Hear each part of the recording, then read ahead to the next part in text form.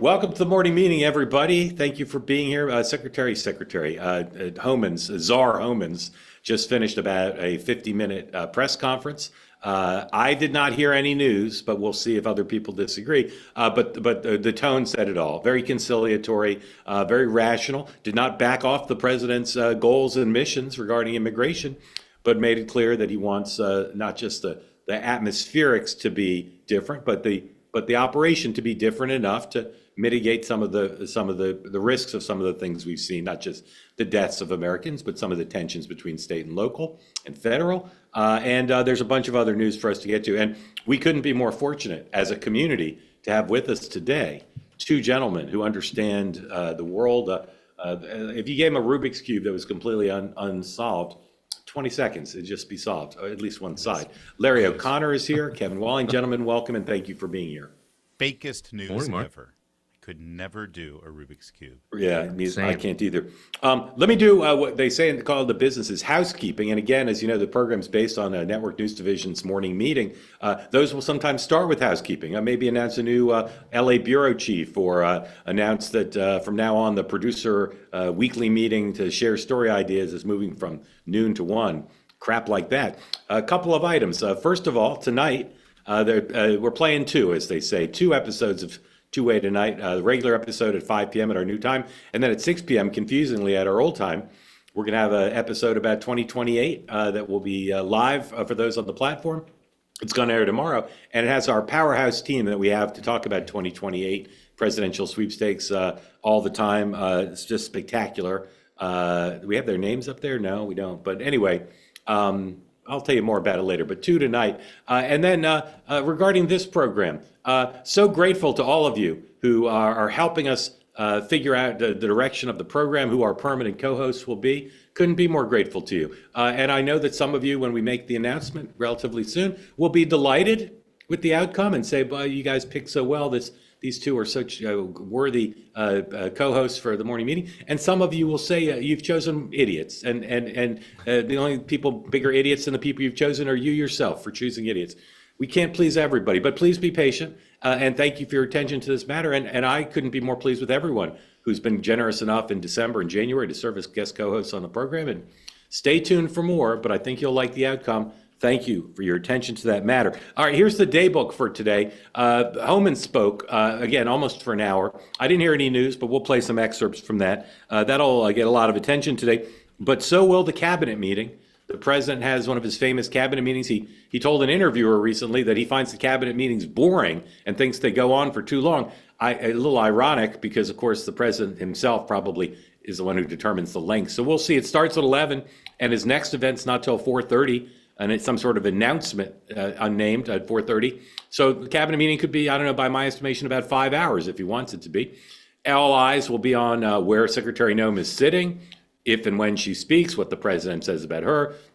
Based on all my reporting, I think he'll do what he did for Secretary Hegseth when he was under some area of criticism, and say some nice things about her and let her say some nice things and talk about all the great work she does. And then tonight, another screening of the film Melania. I don't know about you guys, but as I left my house today to come here to do the program, I through a subway ad, a radio ad, a TV ad, it was promoted to me. So I don't know if my algorithm and whatever, but man, that movie's getting a lot of promotion, and reports are they're spending millions to promote it. Larry, did you want to say something? Mark, I will be in attendance at the TKC, as we're calling it tonight, for the DC premiere. Hey, now. Wear a wire for us. That's very big invite. Are you invited to either of the two after parties, Larry? That's the question, the after parties.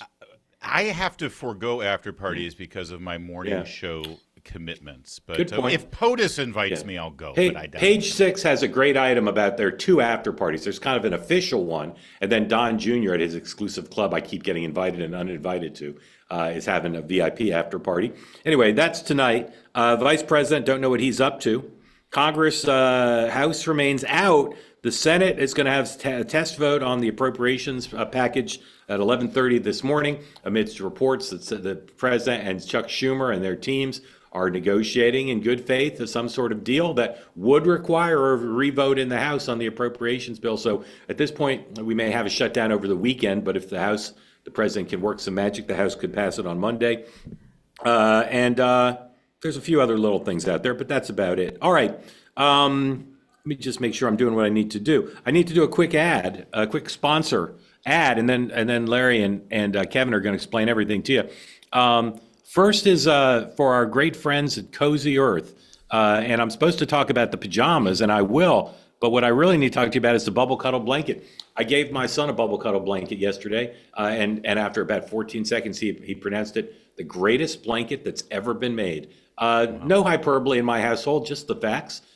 If you haven't gotten anything from Cozy Earth yet, do yourself a favor, buy one thing, whether it's the bubble cuddle blanket or perhaps take advantage of their current sale, 2-for-1 on the bamboo pajama set, using the promo code 2WMMBOGO at CozyEarth.com. Just buy one thing, and then you'll see. You'll say, well, this is extremely well made. It's extremely high quality. It's extremely soft and comfortable. And then you'll want to buy more. And then you'll send me a thank you note. Again, go to CozyEarth.com. Use the promo code 2WMMBOGO for 2-for-1 on the pajama set. It's a classic Cozy Earth favorite. It's sold out over the holidays, but available now.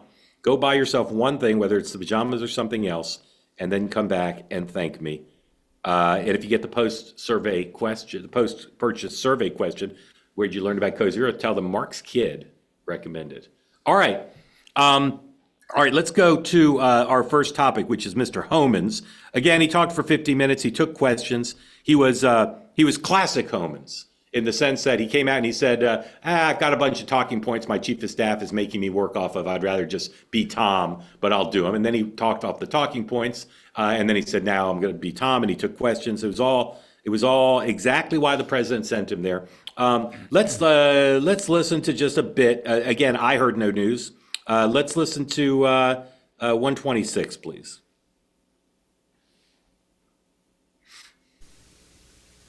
The hostile rhetoric and dangerous threats and hate must stop. And we all agreed to that. All everybody met here today, we got to stop the rhetoric, the hateful rhetoric that has caused an increase in assaults. That has caused, because of that, have to send security teams out with arrest teams, which surge the city with additional resources because of the rhetoric, because of the threats, because of the assaults. Again, with the agreements we've achieved in following through the agreements, with the rhetoric dropping down, that allows us to pull more agents out once we feel the environment safer.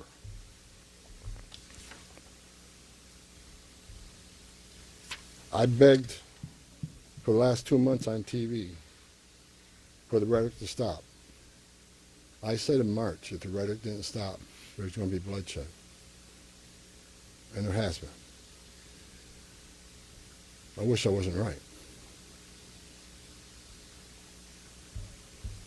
I don't want to see anybody die.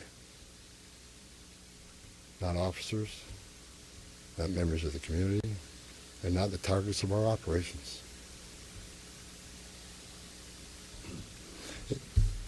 For the people out there who don't like what ICE is doing, if you want certain laws reformed, then take it up with Congress.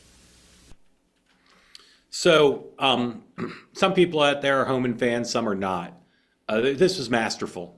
This was masterful in terms of doing exactly what, not just what the president wanted him to do, but what the country needs, I thought. And he's going to, it looks like he's going to stay and continue to try to work this out. So Kevin, what do you think of my analysis of how Homan's did and going forward, where do you see him taking the policy? Yeah, I think you're right. I mean, it was measured. I think it was the right tone. He talked about being prayerful, which is classic Homan in all this. He also praised the leaders on the ground, was a little bit more conciliatory on that up front, confirmed that there would be some drawdowns. He mentioned for the first time in a while, Keith Ellison by name, the Attorney General, which would have a lot of sway over the interaction between ICE and violent criminals in the justice system in terms of jails and prisons, which is something that's incredibly important. It's one of the sticking points I think that you see on the ground. It's something that doesn't make sense to me, honestly, as a Democrat. So I thought it was measured. I thought the timing, Mark, was also interesting, right? This is now leading the day, at least until the cabinet meeting this morning at 11. So I think it was important. And again, he's 2 hours behind. I think it kicked off at 7:30 this morning local time. So it was an early morning out there because, again, I think he wanted to set the tone heading into that cabinet meeting. where this is obviously going to be a focus with Kristi Noem and others. I know we're going to talk about that. So I thought it was a pretty masterful and classic Homan. Yeah, Larry, he wasn't freelancing. Interestingly, the White House announced last night through their press shop that he was having this press conference covered on all the cable networks in full. And not live. DHS, to your point, yes. Mark. It came from the White House. Although technically he doesn't work for DHS, right? So it wouldn't be announced by them. Well, it could be. I mean, you're right. Take the point. Anyway, Larry, Kevin was pleased. Has Homan's united the two of you? Oh, yeah, definitely. I think the three of us, actually. I don't think there's much disagreement here, except for the question as to whether there was news made here. I think there was. I want to get to it in a second. But if the White House's mission and DHS's mission going into this week after the shooting was to shift the narrative, change the conversation, and try to bring order to what seemed to be chaos, mission accomplished. I mean, I think it was brilliant. And by the way, something that Tom Homan does very well and has done so all his career is to bring the human element to this. If all you do is yell law and order, law and order, law and order, you run the risk of sounding like Inspector Javert at the end of the day. You need to understand the humanity of these laws and why law and order is important for the human element and those of us who want law and order so that we can have safety again. Tom Homan's great at that. But the news, Kevin mentioned it, the news that came out of this was his announcement that jails will now be able to work with DHS, with ICE, and hand over criminals that they have in their custody. And he said Keith Ellison has confirmed that. Now, the word Keith Ellison used was that counties may do this, but it does undermine the sanctuary policies that have been at the root of a lot of the problems in the state. And that's a big win for the administration. Maybe I'm wrong, but wasn't that basically announced yesterday or not?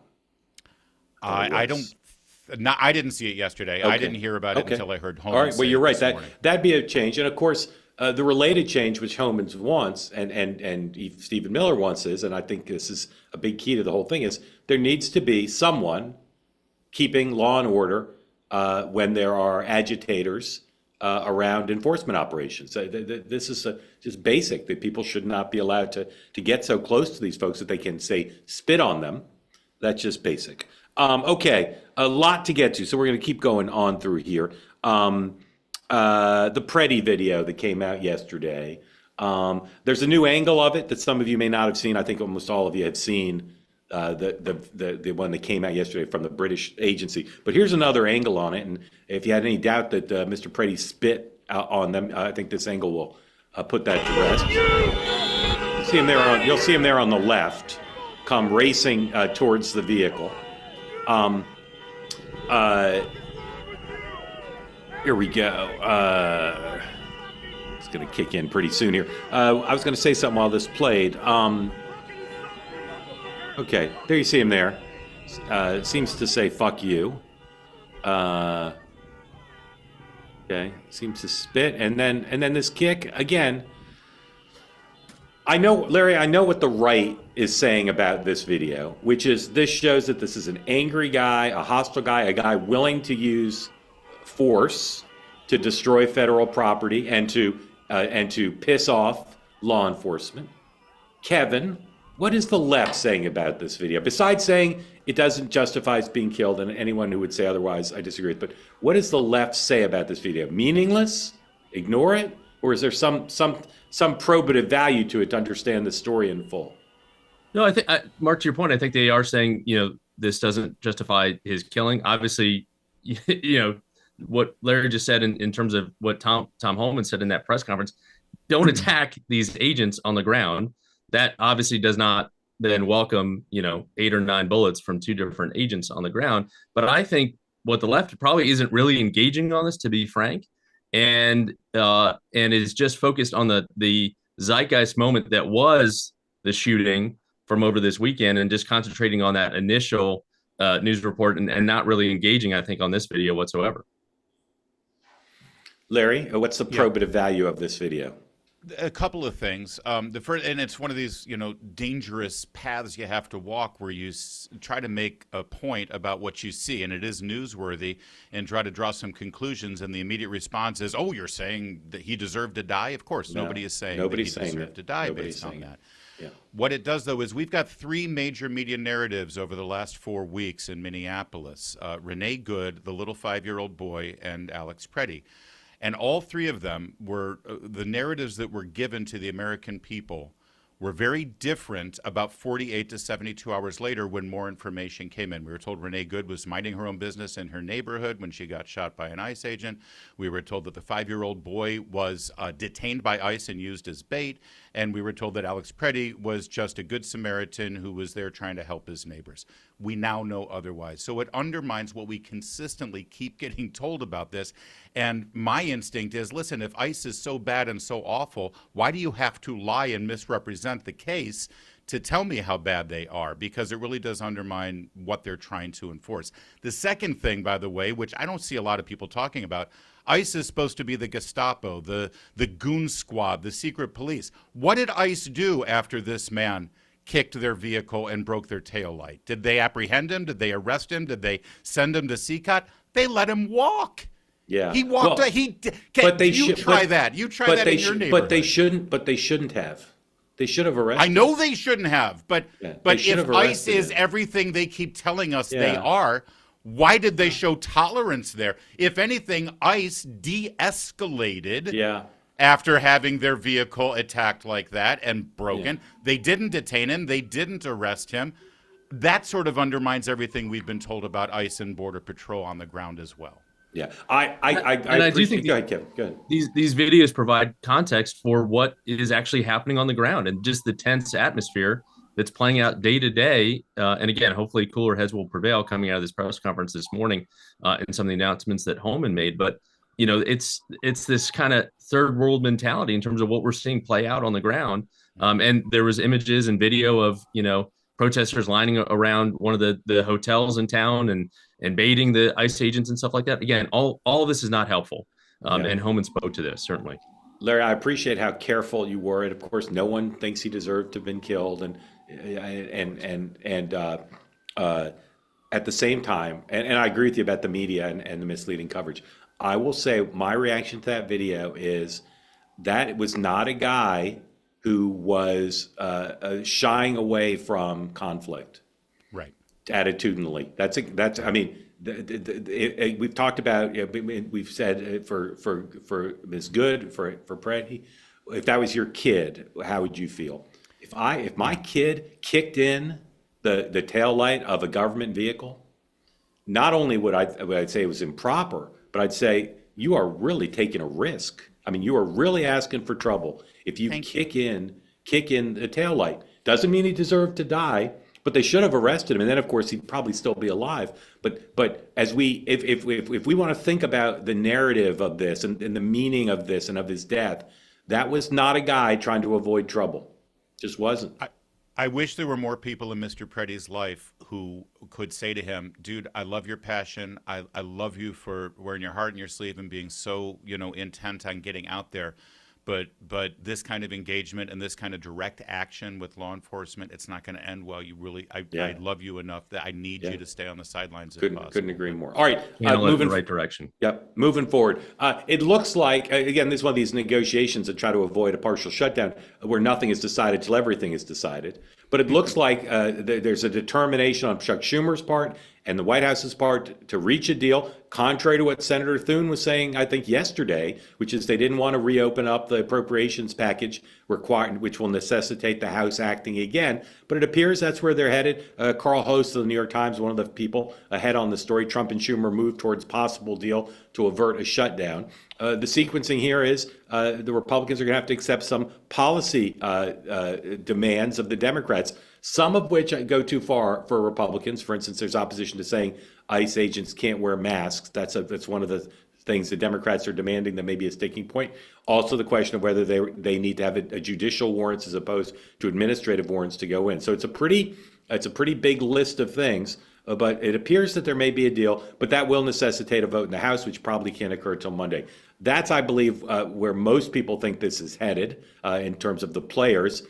Kevin, do you think that's where we'll get some sort of Senate deal, passage in the Senate, House passage Monday?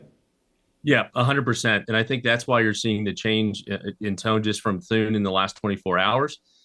He's really kind of deflecting all questions to the administration. He needs the cover of the president engaging on this to get his members in line, especially when it comes to the House, right? We're going to have a special election this Saturday in Texas for Sylvester Turner's seat. So the margins for Mike Johnson get even smaller coming into Monday. And I think Johnson needs the president to engage on this too, provide cover to accept this. He's already seeing some indications from the Freedom Caucus and others. If you're going to open this up, we want changes as well in terms of the DHS policy when it comes to ICE. So I do think, like you just laid out, is likely the process that's going to happen, Mark. Larry? I think it's more likely, I don't know why, but my instinct tells me that they're going to split DHS out and take their time on that and pass everything but DHS. Yeah. I could be wrong, unless you're hearing otherwise. No, they With may a do- stopgap, Larry, do you think, for DHS? Yeah, I think so. And then they can dive a little deeper into DHS, and that wouldn't require the House coming right back, I don't think. They might need the House back. But the judicial warrant thing is a non-starter. That's not going anywhere. Yeah. That's amnesty by another name. The mask thing, let's see. Body cam. Republicans are fine with it because one of the demands is to add body cams for the agents, and Republicans seem okay with that. Yeah, it's going to be an I think interesting. Go ahead, Kevin. The biggest stumbling block is the warrants, even more so than the mask, to your point, Larry. Yeah, I think it's going to be an interesting choice for Schumer because Democrats, we've talked about this before, they're fired up on the principles. They're really emotionally and intellectually offended about what's happened, but they also see the politics of this. And there's all these memos floating around from Democratic strategists and pollsters saying we're on offense, we've reclaimed immigration as an issue, don't let up. But they're not going to get a whole loaf. They don't have the president so much over a barrel, and the president can say to them, "I can't deliver the House if you insist on everything." So I think there's going to come a gut check in the next 3 days where Senator Schumer is going to have to decide: does he want a victory, a policy victory of some sort, but does not include the full list that he put forward? I think the ball's going to be in his court at that point. It's going to be an interesting thing. Cabinet meeting. Again, we're going to try to take through, guys, some topics quick here. Cabinet meeting. Will Secretary Noem get praise from the president, and will she speak and emphasize? I think she'll emphasize the rest of her portfolio to talk about all the other things she's doing. But Larry, will she get an atta girl in the cabinet meeting? I think she will. And listen, the president is not. He doesn't hesitate to make personnel decisions, as we saw in the first term, but he is loath to do it because of pressure from people he has no respect for and from pressure from the media. So I do think a change is afoot, but I don't think you're going to see anything but unequivocal support today. You think she's on the way out? Ultimately, I do. Really? Huh. Yeah. And I also think Corey Lewandowski is on his way out even sooner than that. Let's polymarket this because that does not match my reporting. 123, our colleagues at Polymarket, our partners there, people wager from around the world on different prospects. And here's the question: will Kristi Noem be out by March 31st, which is 2 months away? 27% chance, about one quarter, 25%, 27% chance. You can see it's been as high as 35, and 27 is higher than it's been. Kevin, are you with Larry, me, or the Polymarkets on this one? I'm with Larry. Again, I think the president is loath to Larry's point to take action based on people he doesn't like and trust, or have any kind of semblance of respect for. And he's learned a lot of lessons from round one, right, where he went through 14 different national security advisors, I think, in the course of 6 months or something like that. So certainly he doesn't like the optics of that, and it's been a relatively stable, impressive cabinet headed into the second year of this administration. But we also saw the similar dynamics. A lot of praise for Mike Walls, as national security advisor through Signalgate, and then a month later, he gets redirected to the UN.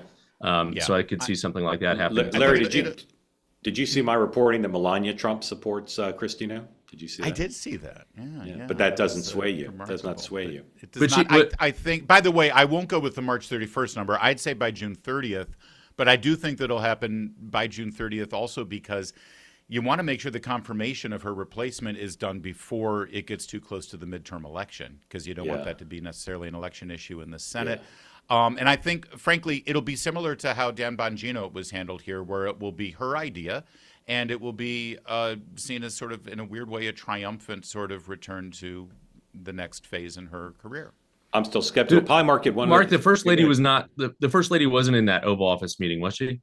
You're reporting in that? Can't comment.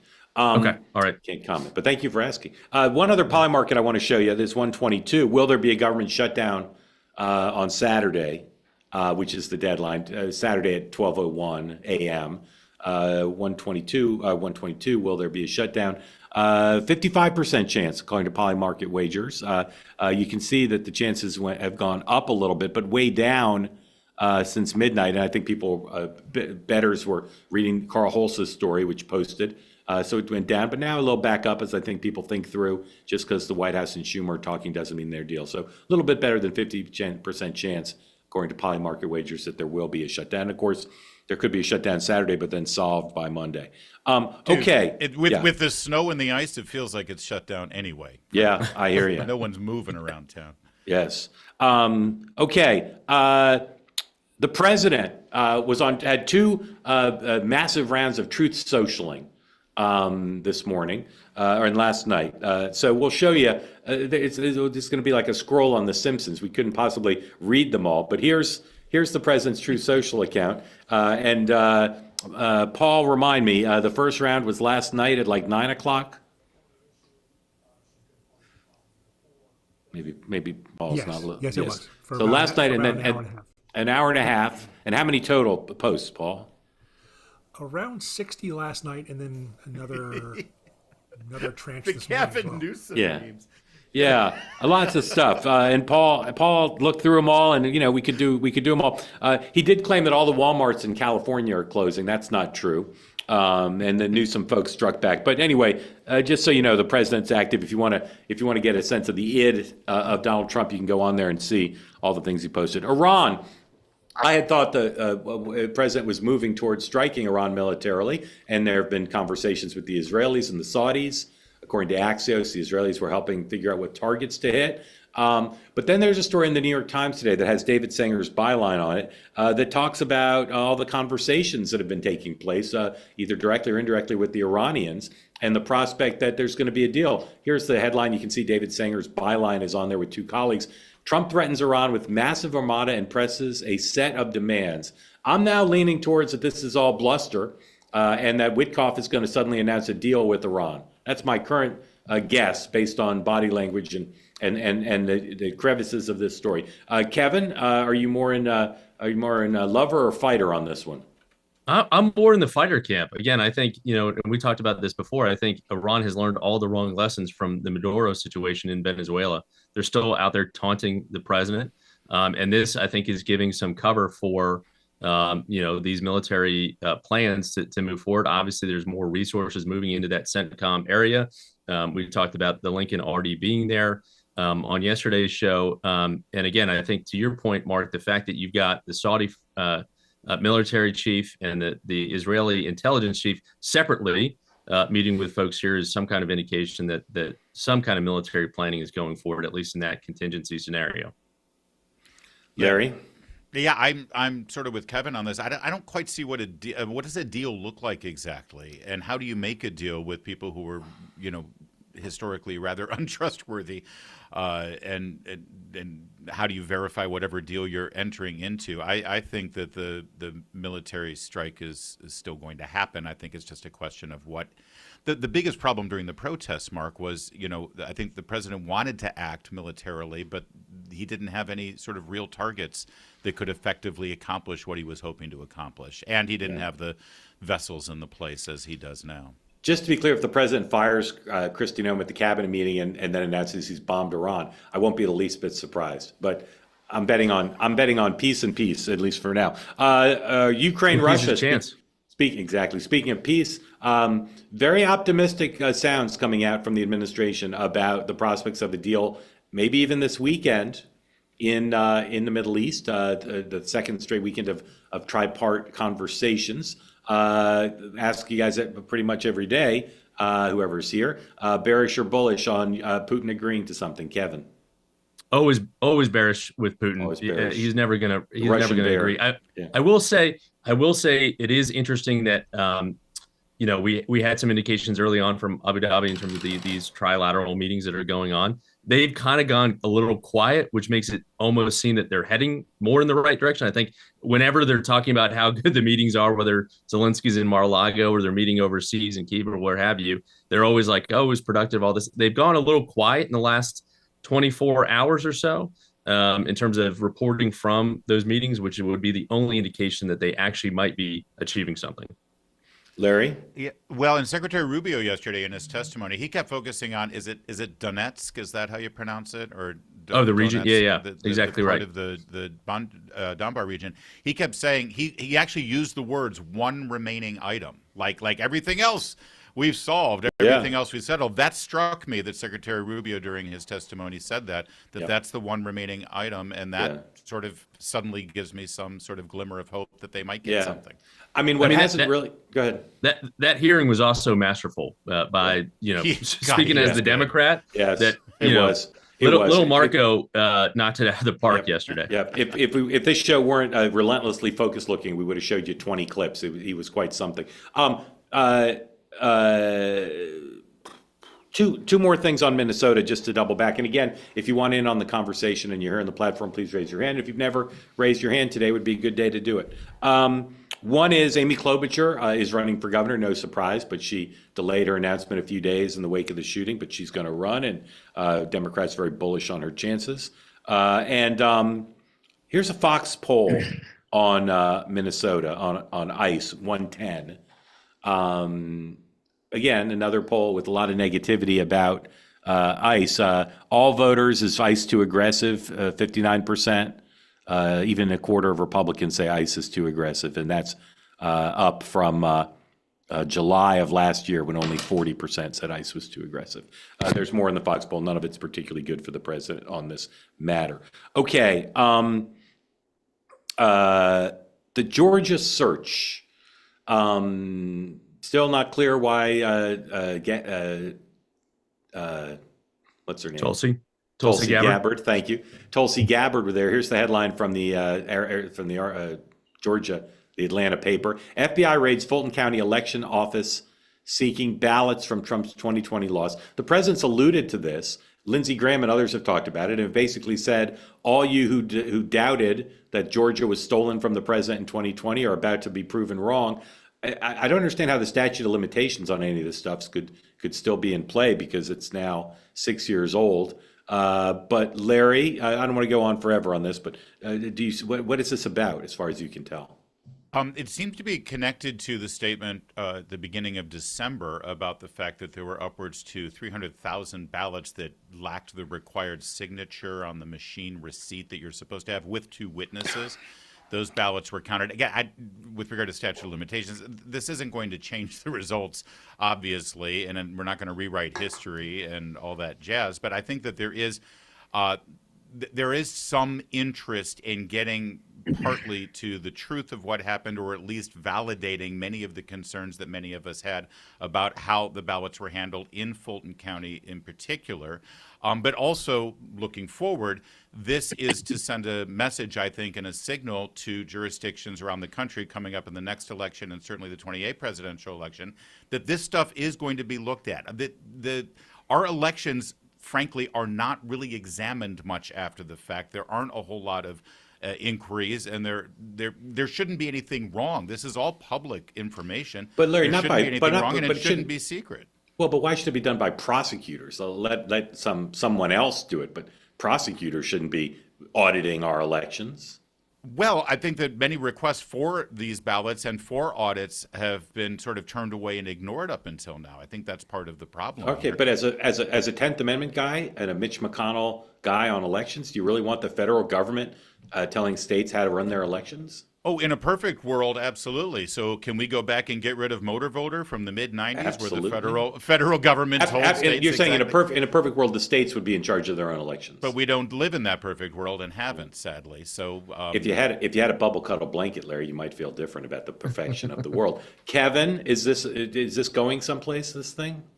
I don't think so. I mean, again, this has been a focal point of the president for years, Fulton County, especially in the drama with Fannie Willis that he still calls out by name.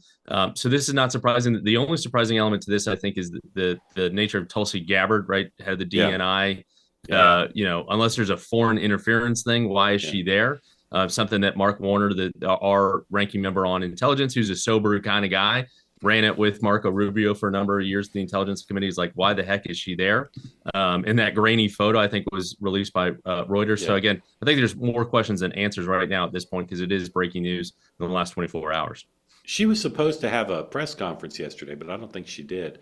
Another thing I forgot to show you about Minnesota. Sorry, I just want to show you is 107.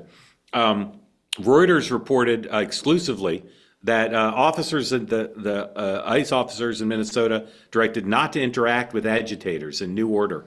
Guidance is the most detailed look so far as how the operations would change. Again, this would be very positive, but someone's going to have to hold the agitators back. Speaking of which, quiz, gentlemen, there's an agency, not ICE, the other agency, CBP, right? CBP. What does the P stand for, Larry? Protection. Protection. Correct. It has been said many times on this platform, and I heard it on CNN 1,000 times this morning, that it stands for patrol. It's Custom and Border Protection. Everybody repeat after me. Custom and Border Protection. Don't say Custom and Border Patrol. They don't like it, and I get why. California. There's a new candidate running for governor of California. It says, do we have this somewhere? I don't see it on my list, but I'm sure it's here. 117. This is a weak field, ladies and gentlemen. Polymarket, most highest betted candidate is Eric Swalwell, the House member from California. And number two is Mr. Mahan. I'm not even sure if that's how to pronounce his name. Do you guys know who that is? Mahan? I think he's the mayor of San Jose. Is that right? He is the mayor of San Jose. Yeah. He's a moderate Democrat. He's announcing for the race today. Pragmatic guy. Very pragmatic. A lot of Silicon Valley is going to get behind him. I think if he plays this right, he could become the front runner and maybe even an easy winner, even though he's the mayor of the probably the fifth largest city in California, fourth largest. What would it be? Is that the fourth largest? Well, LA, San Francisco, San Diego. What would be larger? Sacramento, maybe. I don't know. Nah. Paul, what's the fourth largest city in California? Is it San Jose? Anyway, keep your eye on that one. Lastly, Gavin Newsom. I do think this, though, Mark, represents a lot of dissatisfaction among Democrats with Katie Porter and Eric Swalwell, and they're looking for a savior. And as I mentioned the other, he's getting in.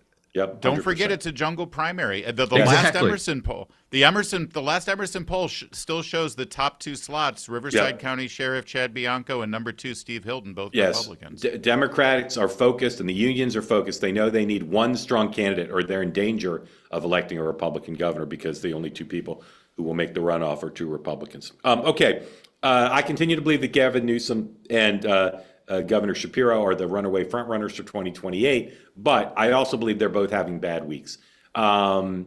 Newsom is being criticized, third largest city in California. It's larger than San Diego. San Jose? Wow, you heard it. Is that true? It's larger than San Diego? Crazy. Wow. Okay. It's protection, not patrol. Gavin, what's the San Diego's fourth? San Francisco. San Francisco's not second?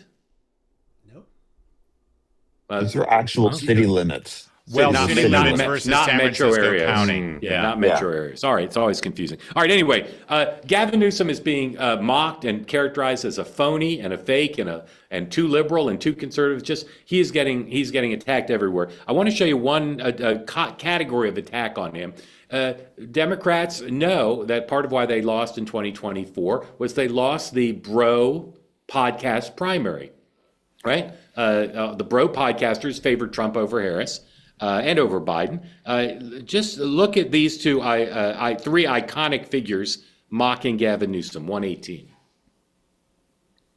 Shane Gillis is no stranger to politics. Trader Joe, that's what we call this guy. He's sold out this country.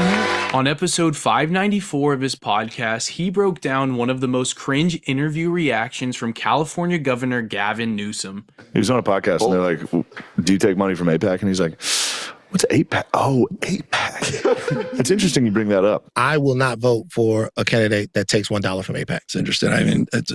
It's interesting. I haven't thought about AIPAC. And it's interesting. You're like the first to bring up AIPAC in years, which is interesting. Kept being like, why is it interesting? And he's like, no, it's just interesting. What's interesting about it? That it's just interesting as you bring up AIPAC that it hasn't been part of. That's interesting. I never even thought about AIPAC. But Gillis wasn't the only comedian to weigh in, as Andrew Schultz and Joe Rogan also reacted to the interview on episode 2396 of JRE. Asking him about AIPAC. Did you see this? He just says something Interesting. Yeah. It's just so interesting. It's interesting. What's interesting it's about not it? something I don't think about it. I don't. It's think it's about just interesting. Yeah. It's interesting. Like, what did you just I'm interested. say? I'm interested. Now Why are you I'm interested. Larry, if I'm running for president, regardless of party, I want Andrew and I want Shane and I want Joe. I want them all for me. I want them all to think I'm cool and interesting and authentic. And so my question to you is, can Newsom turn it around? Or do you think those guys are so set on him now that they're going to be against him? Oh, I think it's always going to depend on who his opponent is. But I will never underestimate Gavin Newsom's ability to worm his way into and ingratiate with whomever he's sitting in front of. But it's a tall order because he's such a easy person to make a caricature of and to mock, and he's sort of shameless in his presentation that I think that these guys that you just mentioned, they would rather have Gavin Newsom be a foil that they can make fun of. It's better for their content and for their product. All right, Kevin, my favorite play acting. You play Kevin Walling, I'll play Gavin Newsom. Kevin, what are these guys keying off of to make fun of me like that? I think that to Larry's point, the kind of authenticity factor, right? He's too cute by half, and sticks his finger up to the wind to see where the zeitgeist is. But if he were your client, remember we're play acting here. I'm Gavin Newsom. If he were your client and he said, Kevin, I don't want those guys to mock me. I think those guys, Halpern says those guys are key. What would you tell him? Be less fake? Like tell him to go on. Tell him number one to go on their show. Because again, to Larry's point, I don't doubt Newsom's ability to navigate that world and win those folks back to their side. He's very persuasive. It's again, you played what the Truth Social posts were all last night. None were against Josh Shapiro or Kamala or anyone else. They were all mostly about Gavin Newsom because again, Trump also knows that he's got to cut him down to size, and they're both foils for one another. And when the president's attacking just one Democrat, that's also elevating Newsom within my party ranks and elevating him on a way that gives him an advantage over everyone else running. All right. Thank you for that. I think the Shapiro book tour is a failure, and I'm getting criticism for saying it, but I just think it's not breaking through. He's got great bookings. He was on Morning Joe. He was on The View. Primetime MSNBC. Had a great conversation with Gail. Numbers on it yet? Yeah. Good question. Too soon.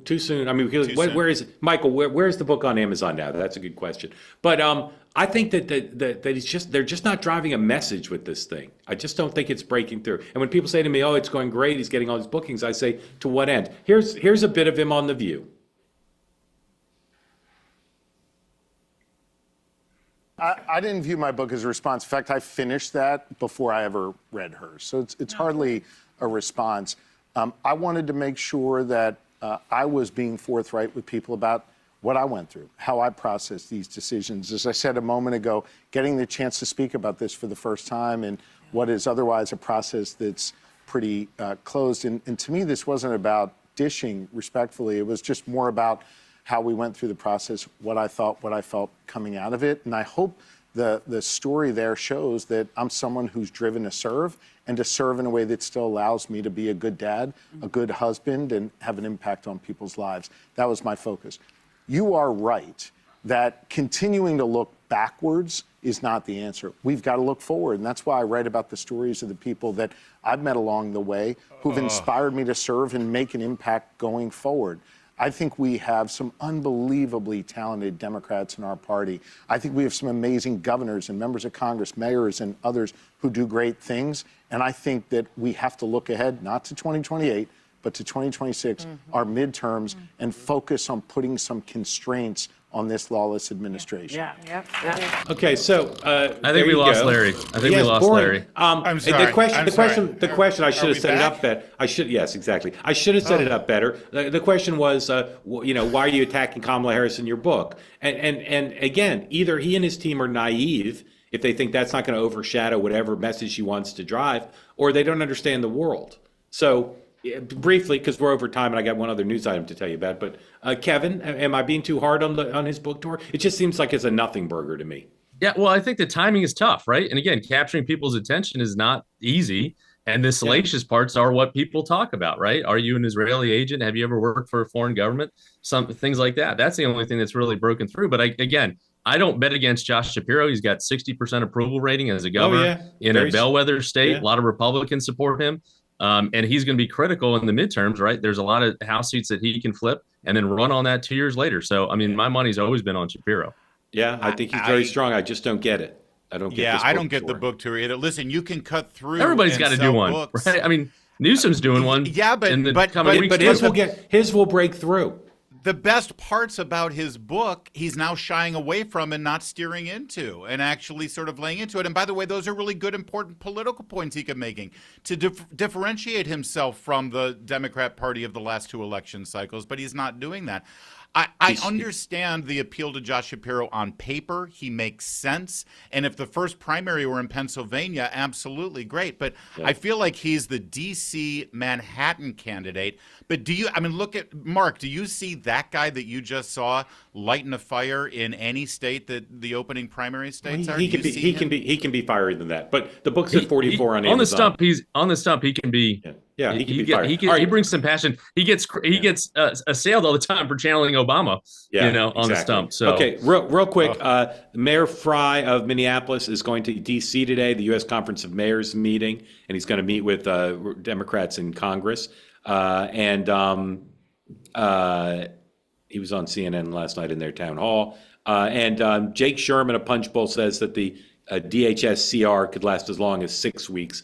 Democrats don't want it to be that long, but they need time to negotiate all of this. Okay, to your questions, if you want to get in on the conversation, please raise your hand, and we'll get to you.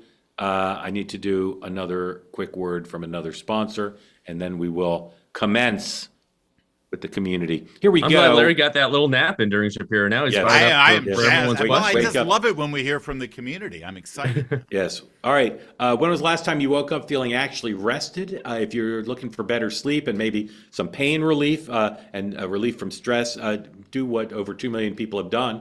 Try the products from CB Distillery, available to you now. 25% discount. Go to cbdistillery.com. Promo code 2WMM. Natural solutions to relax and get more sleep. They're premium quality, third-party tested products. They're free from artificial dyes and fillers, and 100% money-back guarantee. So if you're looking for something to help you relax, feel better, and sleep better, go to cbdistillery.com. Use the promo code 2WMM for 25% off your entire order. Again, promo code 2WMM, cbdistillery.com. Thank you for your attention to this matter. Ladies and gentlemen, time for your questions, and we'll start. Mark, the YouTube chat is really taken by your sweater this morning. There's been really, what do they like? What color? What color? Well, there were a couple of uncharitable references to the Teletubbies, but I've deleted those from the chat. But beyond that, just to be clear, no smack in the chat extends to my wardrobe. So thank you very much. I got a great. I want to ask our new guest Mark that just came on. What color would you call that sweater? Yeah. You think, Mark? Yeah. What color is my sweater? Coral, maybe. Coral. Okay. Salmon. Yeah. I don't know what it is. I'll look. It's J. Crew, so it's probably on the website. Mark, welcome in. Tell folks who don't know where you are, what's on your mind for Larry and for Kevin. Calling from underwater in central New York, here in my sub. So my question is going to be how this ends, but not on the ICE side, on the protesters' side. And just a little bit of background. If you've been to any protests, and I've been to a bunch, there's a whole social dynamic to it that has nothing really to do with the cause at hand. So, you have your one-day protest. I was at 500,000 people in New York, the No Nukes rally, right? It was so much fun. There was a Bruce Springsteen concert. When I was in LA, Pete Wilson was speaking at an event, and there was some gay rights thing that he just signed. And so there was a huge West Hollywood contingent out protesting him. And I walked out, and it was like a big pickup scene. And within these groups, if you go to Standing Rock, for instance, those people, like they were on there and it was a big thing, and then it just kind of died in a whimper when it got too cold. Or the LA riots, I was there. It was Tom Bradley that said, "I'm mad and you should be mad too." Same thing Fry said, that set off the riots. And the riots just kind of ended with a whimper as people just got tired of looting for 3 days. So now that this whole thing is built up, the signal chat, this whole social dynamic with something to do in Minnesota in the winter, how does that end, even if ICE leaves? Does that great question. Kevin, is this peter out somehow, or if the cold hasn't deterred them, what might? It's a really great question. I think it's indicative of a larger, conversation about our society where people need to feel like they belong to something, right? I mean, we got a lot of loneliness. I think that's one of the reasons, probably the leading reason why people turn out so much and have turned out in previous rallies that you talked about.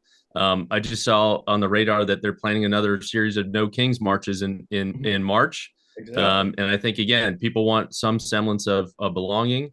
And I think that's what's going to drive it. But again, I think with Homan on the ground, I've been surprised with, it's single digit weather out there, the number of people out there. I'm like, I need that bubble cuddle blanket right here because I don't want to.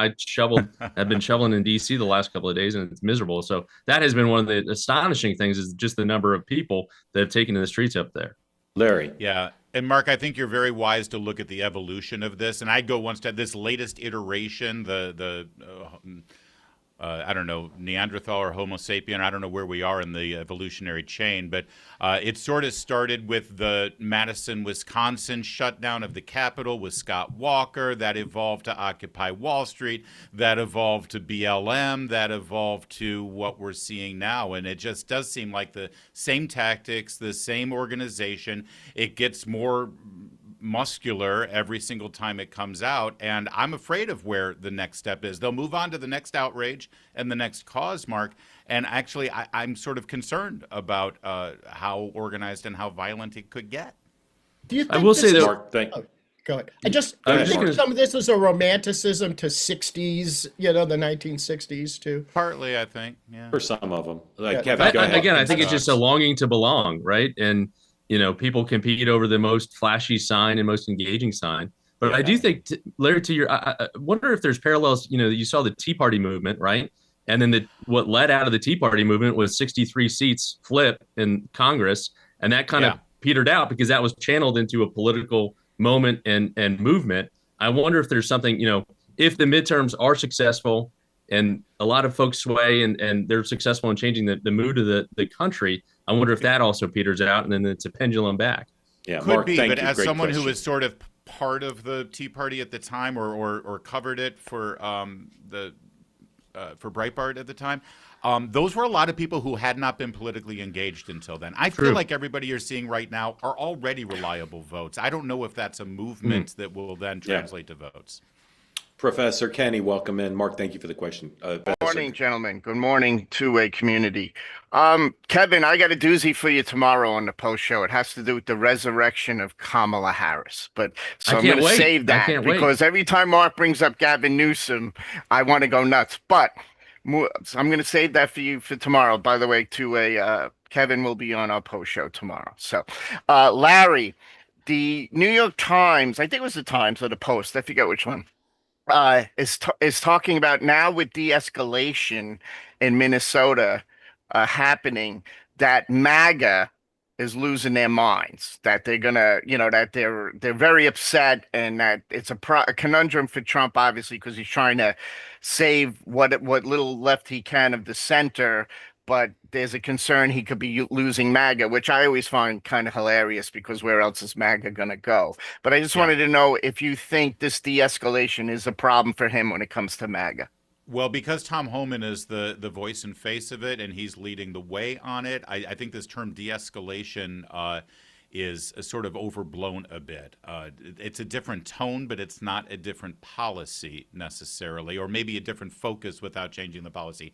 MAGA would lose its mind, my understanding from hearing from them on a regular basis and reporting with them on a regular basis, is if the president announced, okay, fine, we're going to step back on the mass deportation policy and the stuff that he ran on and won on, or to retreat and say, okay, fine, Minnesota, you're on your own.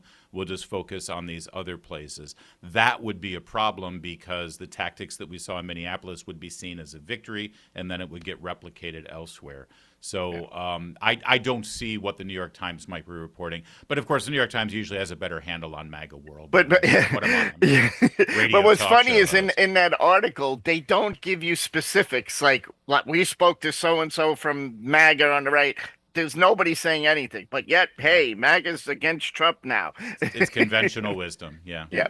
Professor, thank you. Grateful to you. We'll get one more sponsor in and then back to the show.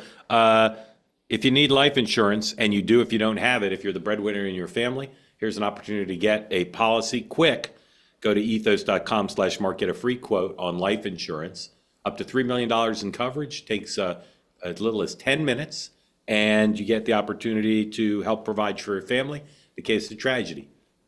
Rent, mortgage, college tuition, other big costs. The consequences of not having life insurance if you pass away for your family is extraordinary. So right now, go to ethos.com/mark, get a free quote. Doesn't require a medical exam.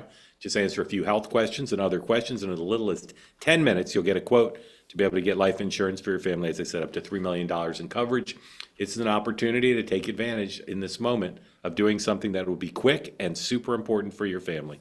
So go to ethos.com/mark. It's the online platform that allows you to get health insurance fast and easy and affordable, and set your family's mind at ease. Again, ethos.com/mark. Okay, let's go quick to Jack. Jack, welcome in. Tell folks who don't know where you are what's on your mind for Kevin and for Larry. Good morning. I wanted to pivot a little bit out of Minneapolis, and I had a question on the relations with Canada. As I recall, the president has been making a variety of concessions over time with China because for any number of reasons, which I tend to support. But when Mark Carney makes a very limited concession to China with respect to the EVs, and of course his interest is maybe canola oil, all of a sudden Trump gets so upset about that. And I mean, my goodness, we've been dealing with China and changing our policy on tariffs left and right. And when Canada just splits and they're our ally, my goodness, we want to keep them on our side. Am I missing something there? Larry, great question. Larry and then Kevin. What quick observation, I think from the administration's point of view, didn't Carney sort of either very overtly or at the very least through leaks present this decision with China and the policy with China specifically as a rebuke to the Trump administration and sort of as a in your face to the American government? I think that's the difference here, that it was meant to be a provocative act, whether overtly or just leaked through the media. That was my understanding of it, at least. Kevin. And to Larry's point, kind of a 1-2 punch coming out of Davos. Obviously, he kind of put the marker in the ground in that speech that got a lot of attention. Jack, it's a really good question. The president has been obsessed about Canada for a long time, going back to the first Trump administration. He's back to calling him Governor Carney and not Prime Minister, Premier Carney.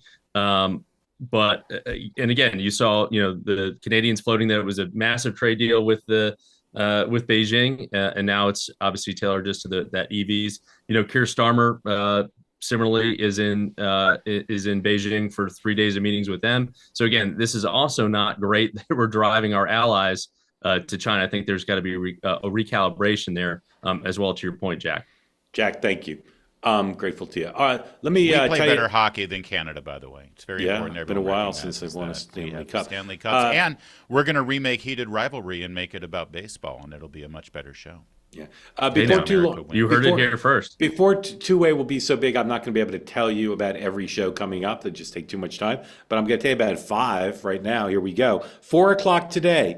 the group chat, a great lineup of folks. Mary Margaret, I don't think that their name's written right. Yeah, Olahan. It's listening to a letter. Mary Margaret Olahan, who was on Two Way Tonight last night, spectacular reporter. Robbie Suave, Steve Olacara, and Chris Hahn will all be together to talk about the day's news and to answer your questions. So join them at 4. Then at 5 o'clock, the new time for Two Way Tonight, I've got former Republican strategist, former Trump advisor Elizabeth Pipko, and former Democratic New York State Senator David Carlucci. That's 5 o'clock tonight. Then at 6 o'clock, it'll be aired tomorrow on YouTube, but join us for live. This is a great group. We love when they come to talk about 2028, who's up, who's down, who's doing well, both Democrat and Republican side. I want to talk about J.D. Vance and Israeli Americans who are Jewish Americans rather. Israeli Americans who are unhappy with him, and all the stuff on the Democratic side. Our 4 stars, Amy Parnes, John Allen, Alex Castellanos, Noemi Kunst, all here with me, 6 o'clock tonight. So back-to-back doubleheader of Two Ways tonight, 5 and 6. And then the Moynihan Report at 7. And then tomorrow, this program closes out the week with our usual coverage of the news, looking ahead to the day. And of course, Friday, winners and losers of the week and what to look for. No one will be allowed to say they're looking for the snow and how much snow there will be. I can rule that out right now. And our guest co-host tomorrow, a couple of great American legends, massive figures in broadcasting, in politics and news. I speak, of course, of these two gentlemen joining us again tomorrow. Kevin Walling, Larry O'Connor will be back here tomorrow. Grateful to all of you for being part of the Two-Way community. Thanks to Kevin and Larry for today, and we'll see you tomorrow. And a new episode of Next Up drops later today as well. My guests, Rich Lowry, National Review, and Michigan Congresswoman Debbie Dingell. And you'll be able to listen to that and watch that later today. Thank you all for watching this program. Kevin, Larry, thank you, gentlemen. Have a great day, and I'll see you at 5 and 6 tonight.